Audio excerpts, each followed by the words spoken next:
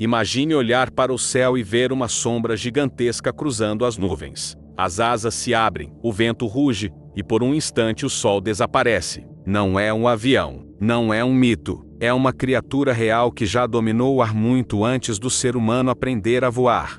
Bem-vindo ao Crônicas da Extinção. Hoje, vamos voltar milhares de anos no tempo, até a Era do Gelo, quando os céus eram território de verdadeiros monstros alados, alguns com asas do tamanho de um carro, outros capazes de planar por dias inteiros, sem tocar o chão. Prepare-se, porque o que você vai ver agora vai mudar completamente a sua ideia do que é uma ave gigante. 6 animais voadores extintos que eram maiores que qualquer ave viva.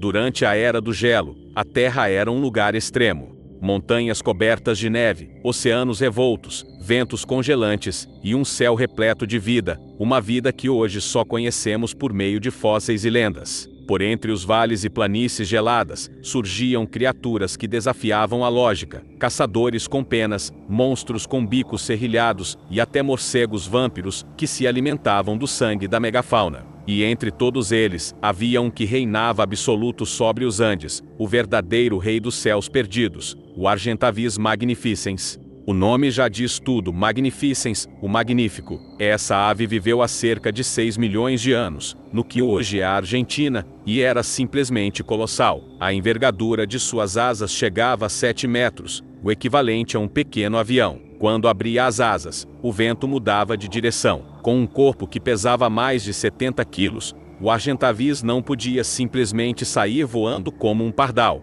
Ele precisava das correntes de ar quente das montanhas para decolar, usando o impulso do vento e a força das asas para se erguer lentamente até as nuvens. Uma vez no ar, ele quase não batia as asas. Era um mestre do voo planado, usando as correntes de ar para percorrer quilômetros e quilômetros sem esforço. Seu voo era silencioso, imponente, e suas garras afiadas podiam agarrar presas de médio porte, como roedores gigantes, ou carcaças deixadas por outros predadores. Era um limpador de carniça, mas também um caçador oportunista, e acima de tudo, um símbolo de poder. Imagine o impacto de ver um desses planando sobre as montanhas da América do Sul. A sombra dele sozinha já bastaria para assustar qualquer animal terrestre. Mesmo o condor dos Andes, o maior pássaro voador atual, parece pequeno ao lado do Argentavis. Para comparar, o condor tem cerca de 3 metros de envergadura, menos da metade desse antigo titã dos céus.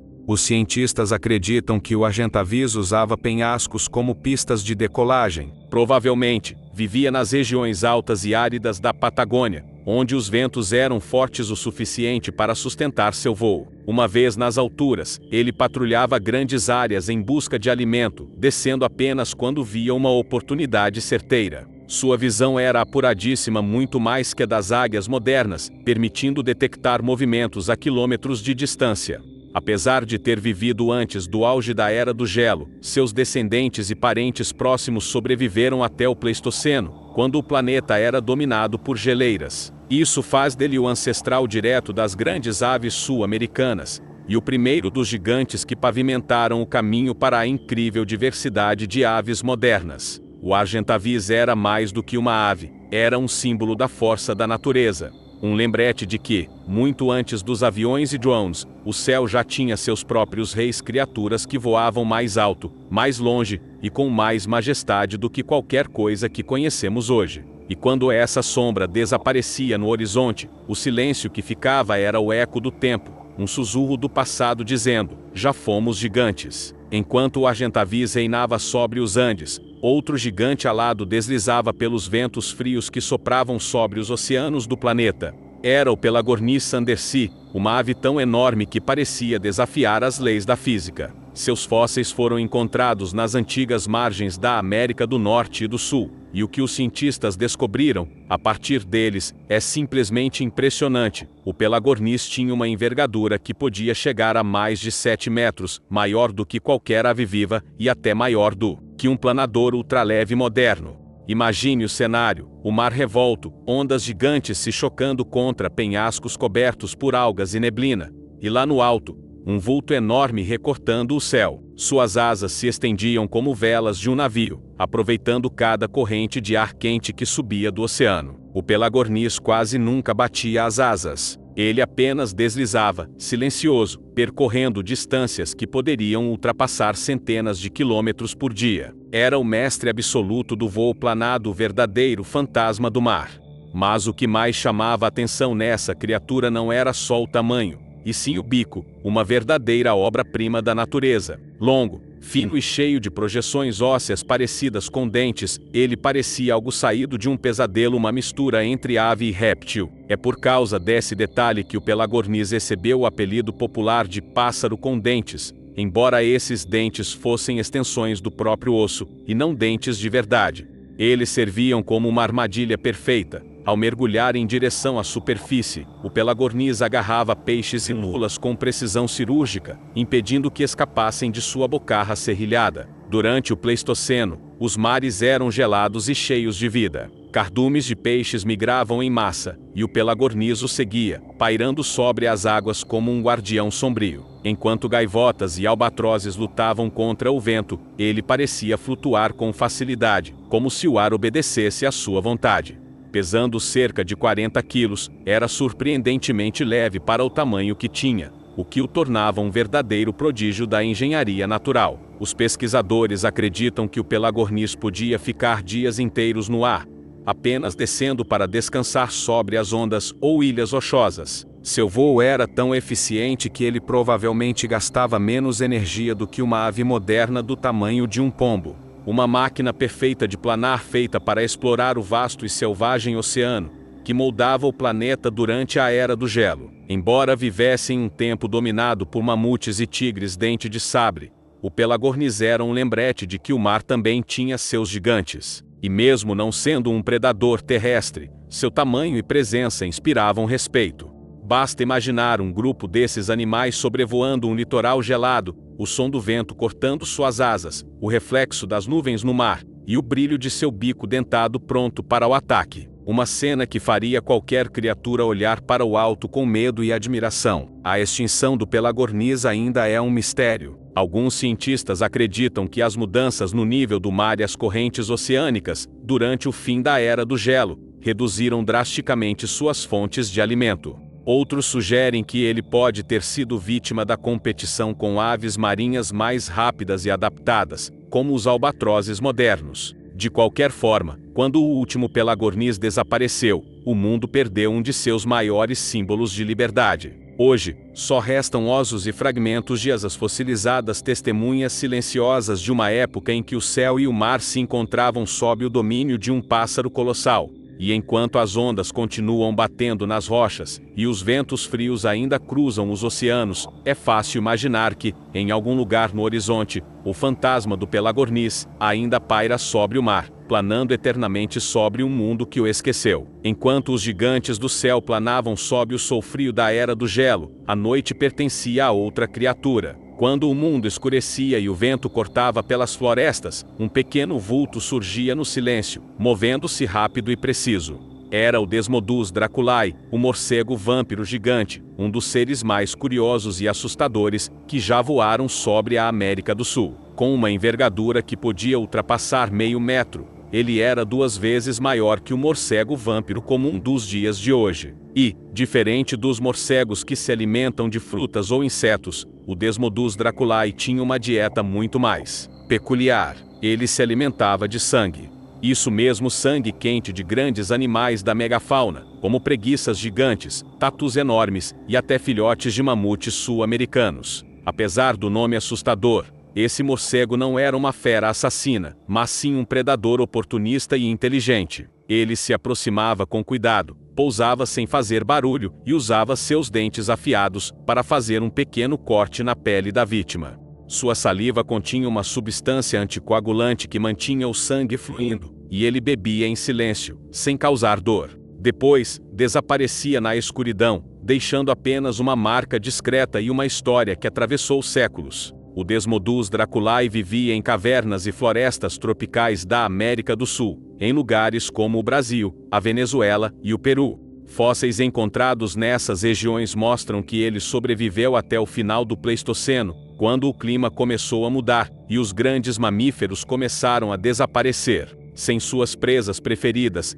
ele perdeu espaço e acabou sumindo junto com elas. Visualmente, ele era fascinante. Imagine um morcego de asas longas e finas, com orelhas enormes e olhos adaptados para enxergar no escuro. Seus movimentos eram tão rápidos que, mesmo se alguém o visse passar, provavelmente pensaria que era apenas uma sombra fugindo da lua. Pesava pouco mais de 60 gramas, mas seu impacto no imaginário humano foi gigantesco. O nome Draculae não veio à toa. Ele lembrava as lendas antigas de vampiros que se alimentavam do sangue dos vivos. Hoje sabemos que os morcegos vampiros são criaturas sociais, inteligentes e até generosas, compartilhando alimento com companheiros de colônia que não conseguiram caçar. O Desmodus draculae provavelmente também tinha esse comportamento, vivendo em grupos que se protegiam e dividiam o alimento. É curioso pensar que uma espécie com aparência tão sombria tinha, na verdade, um forte senso de comunidade.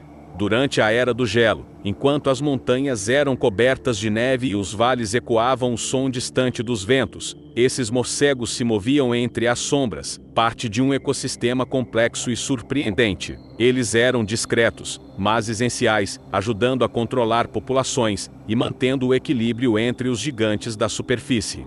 E embora o nome morcego vâmpiro gigante soe como algo saído de um filme de terror, a verdade é que o Desmodus draculae era uma das maravilhas da natureza, uma criatura adaptada com perfeição à noite, ao silêncio e à sobrevivência. Um símbolo da engenhosidade da vida, capaz de evoluir para ocupar até os nichos mais inusitados. Mas conforme as grandes presas sumiram e o planeta começou a aquecer, esse caçador da escuridão perdeu seu território. O gelo recuava, as florestas se transformavam, e os ventos frios deram lugar a novos sons. Assim, o último Desmodus draculae desapareceu, levando consigo o mistério das noites pré-históricas. E agora me conta aí nos comentários, qual dessas criaturas te deixou mais impressionado até agora: o Argentavis colossal, o misterioso Pelagornis, ou o morcego vâmpiro gigante, o Desmodus draculae? Quero saber qual deles você jamais gostaria de encontrar na Era do Gelo.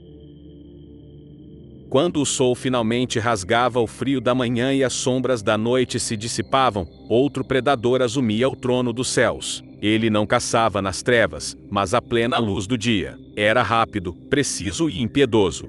Nas montanhas e vales da antiga Nova Zelândia, nada ousava cruzar seu caminho. Estamos falando da águia de Haste, a maior águia que já existiu na Terra, um verdadeiro terror alado, que fazia até os gigantes do solo tremerem. Com uma envergadura que chegava a 3 metros e garras do tamanho de mãos humanas, essa ave era um predador de elite. Pesava mais de 15 quilos, mas apesar do porte, era incrivelmente ágil. Quando avistava uma presa, mergulhava das alturas com uma velocidade impressionante, alcançando cerca de 80 km por hora em um ataque relâmpago. E quando suas garras cravavam no corpo da vítima, o impacto era devastador, forte o suficiente para quebrar ossos de animais muito maiores que ela. Sua principal presa era o moa, uma ave sem asas do tamanho de um avestruz, que podia ultrapassar 2 metros de altura e pesar mais de 200 quilos. Mesmo assim, a águia não hesitava. Acredita-se que ela atacava o pescoço e a cabeça do moa,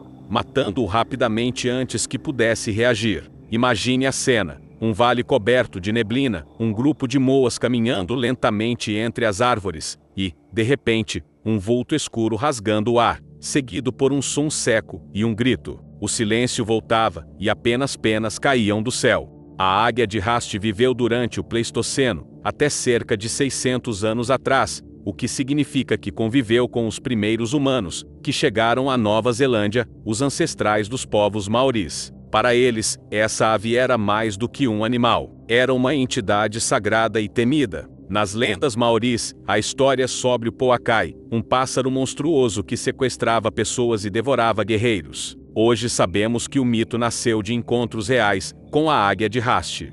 Ela era o topo da cadeia alimentar do ecossistema da Nova Zelândia. Sem grandes mamíferos predadores no arquipélago, a natureza entregou às aves esse papel, e a águia de Haste o cumpriu com perfeição. Suas asas curtas e largas eram ideais para manobrar entre árvores e vales estreitos, tornando-a uma caçadora letal, mesmo em ambientes fechados. Sua visão, afiada e penetrante, detectava qualquer movimento a grandes distâncias. Era, literalmente, a definição de olhos de águia. Mas mesmo as criaturas mais poderosas não escapam do destino. Quando os maoris chegaram à Nova Zelândia, começaram a caçar os moas em grande escala, uma fonte de alimento fácil e abundante. Com a extinção dos moas, a águia de Haste perdeu seu sustento principal. Em poucas gerações, ela também desapareceu, vítima indireta da fome e da presença humana. Hoje, fósseis dessa águia revelam ossos robustos, garras afiadas e um crânio que parecia feito para rasgar carne. Cada pedaço dela conta uma história de poder e precisão. É fascinante pensar que uma ave de rapina capaz de derrubar uma criatura maior que um cavalo tenha vivido há tão pouco tempo, quase à beira da história moderna. Se o ser humano tivesse chegado um pouco antes, talvez tivéssemos registrado suas caçadas com os próprios olhos. Talvez houvesse pinturas rupestres mostrando o ataque do grande pássaro sobre os moas. Mas o que restou foram lendas e o nome de um predador que simboliza o auge da força e da tragédia da natureza. A águia de Haste foi o último grande predador alado do seu tipo. E quando suas asas finalmente se calaram, o céu da Nova Zelândia ficou mais silencioso. Enquanto a águia de Haste dominava os céus frios da Nova Zelândia, do outro lado do planeta, na quente e imprevisível Austrália, uma criatura gigantesca caminhava sobre as planícies e florestas secas. Ela não precisava de asas para inspirar medo. O simples som de seus passos fazia o chão tremer. Era o Dromornis stirtoni, conhecido como o demônio de Stirton, uma ave tão colossal que parecia ter saído diretamente da era dos dinossauros. Apesar do apelido assustador, o Dromornis era uma ave genuína parente distante dos patos e gansos modernos. Mas suas proporções desafiavam qualquer comparação. Ele podia alcançar 3 metros de altura e pesar quase meia tonelada. Imagine uma criatura com o dobro da altura de um homem adulto e o peso de um cavalo, coberta de penas e com um bico enorme e curvado. Era uma mistura curiosa entre ave, monstro e relíquia viva. O Dromornis vivia durante o Pleistoceno, a mesma época em que mamutes e tigres dente de sabre dominavam outros continentes. Mas na Austrália, onde os mamíferos gigantes eram raros, as aves ocuparam o topo da cadeia alimentar. E mesmo sendo, ao que tudo indica, herbívoro, o Dromornis tinha uma aparência tão intimidadora que muitos o confundem com um predador. Seu bico poderoso, com quase 30 centímetros de comprimento, era capaz de esmagar frutas duras e sementes que poucas criaturas conseguiam abrir. Em bandos, essas aves deviam ser uma visão impressionante. Imagine dezenas de Dromornis caminhando por uma planície árida, levantando poeira e emitindo sons graves, semelhantes a tambores distantes. O calor fazia o ar tremer ao redor deles, e o sol refletia em suas penas escuras. Mesmo sem voar, o Dromornis dominava a paisagem como um verdadeiro titã terrestre. Mas viver naquele ambiente não era fácil. A Austrália da Era do Gelo passava por períodos de seca intensos, alternando com breves estações úmidas. A vegetação mudava rapidamente, e a escassez de alimento era constante. Isso exigia uma adaptação incrível e o Dromornis se destacou justamente por sua resistência. Seu corpo robusto e pernas fortes o ajudavam a percorrer longas distâncias em busca de comida. Apesar do tamanho, há algo de trágico nessa criatura. Ela era o retrato de um tempo em que a natureza testava seus limites. Nenhum predador natural parecia capaz de ameaçá-la, até a chegada do homem. Quando os primeiros humanos alcançaram o continente australiano, cerca de 50 mil anos atrás, encontraram o Dromornis e outras aves gigantes. A caça e as queimadas provocadas por eles começaram a alterar o ecossistema. A comida rareou, os bandos diminuíram, e, pouco a pouco, os demônios desapareceram. Fósseis encontrados no deserto australiano revelam esqueletos completos, com ossos das pernas tão espessos quanto troncos de árvore. Muitos foram encontrados próximos a antigos lagos secos, locais que provavelmente serviam como pontos de encontro desses gigantes. Os paleontólogos acreditam que o Dromornis foi uma das últimas grandes aves não voadoras da Austrália, um símbolo de uma era em que as aves ainda competiam em tamanho com os mamíferos. E mesmo que seu nome soe aterrorizante, o Dromornis não era um monstro. Era apenas um sobrevivente, um produto de milhões de anos de evolução em um continente isolado, cheio de criaturas únicas. Hoje, seu parente mais próximo é o inofensivo pato australiano. Difícil imaginar que de um demônio colossal restou um descendente tão pacífico. O Dromornis stirtoni desapareceu há cerca de 30 mil anos, deixando um vazio nas terras australianas. E quando o último deles tombou sob o sol escaldante, a Austrália perdeu mais do que uma espécie, perdeu o símbolo de uma era de gigantes. Enquanto os gigantes australianos desapareciam sob o calor da savana, do outro lado do mundo, os céus da América do Norte ainda eram palco de uma criatura impressionante. Majestosa, paciente e incrivelmente adaptada, ela sobrevoava as vastas planícies geladas como um verdadeiro senhor dos ventos. Era o Teratornis merriami, o condor gigante da Califórnia, uma das últimas aves de grande porte a reinar antes do fim da Era do Gelo. Com uma envergadura que ultrapassava 4 metros, o Teratornis era um espetáculo em movimento. Suas asas largas e suas penas escuras refletiam a luz do sol, enquanto ele deslizava silenciosamente sobre o deserto e os vales frios. Parecia flutuar sem esforço, aproveitando as correntes de ar quente para se manter no alto por horas. Mas apesar de sua aparência serena, ele era um predador, ou melhor, um necrófago oportunista que se alimentava da morte. Assim como os urubus e condores modernos, o Teratornis se alimentava de carcaças de grandes mamíferos. Preguiças gigantes, camelos americanos, cavalos selvagens e até mamutes eram parte de seu cardápio. Com seu bico forte e curvado, ele dilacerava carne e arrancava pedaços que outros animais não conseguiam alcançar. Sua visão era excepcional, conseguia detectar um corpo a quilômetros de distância, guiado pelo contraste das cores e pelo movimento dos abutres menores. Mas o Teratornis tinha algo que o diferenciava de seus parentes atuais: ele era mais versátil e mais ágil. Seus ossos das pernas eram mais robustos, o que indica que ele podia andar com facilidade pelo chão, aproximando-se das carcaças com segurança. E, ao contrário dos grandes condores modernos, ele também era capaz de caçar.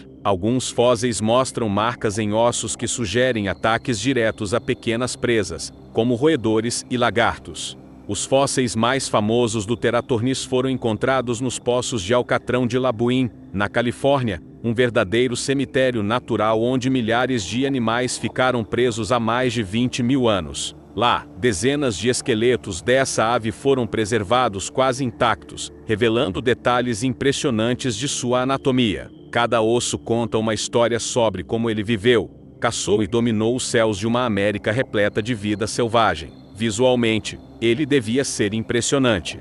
Imagine uma ave do tamanho de um avião pequeno sobrevoando o horizonte, com olhos atentos e asas que cortavam o vento como lâminas. Quando descia para se alimentar, outros animais se afastavam, até os lobos e ursos preferiam esperar sua vez. Era um símbolo de respeito e poder, um lembrete de que a natureza sempre encontra uma forma de criar gigantes. Mas o reinado do Teratornis estava com os dias contados. Quando a Era do Gelo começou a ceder e o clima ficou mais quente, as grandes presas desapareceram. Sem os enormes mamíferos para se alimentar, os condores gigantes ficaram sem sustento. Alguns tentaram migrar, outros adaptaram sua dieta, mas poucos sobreviveram. O Teratornis merriami desapareceu há cerca de 10 mil anos, deixando os céus mais vazios e silenciosos. Hoje, seus descendentes mais próximos ainda vivem entre nós, os condores modernos, como o condor dos Andes e o condor da Califórnia, que ainda planam sobre montanhas e desertos, lembrando a era em que seus ancestrais reinavam absolutos. Quando olhamos para um deles, é impossível não imaginar o eco distante das asas do Teratornis sobre o gelo derretendo. E assim, com o sumiço desse último titã alado, a Era do Gelo deu seu adeus definitivo aos grandes voadores do passado. O céu que antes era dominado por sombras gigantes, agora pertence a aves menores, sobreviventes de um tempo em que a Terra era selvagem, fria e grandiosa. Mas cada fóssil, cada ossada encontrada nas cavernas ou no gelo, conta uma história de força, adaptação e beleza. Essas aves podem ter desaparecido, mas o legado delas ainda vive em cada condor, em cada águia, em cada voo que corta o horizonte.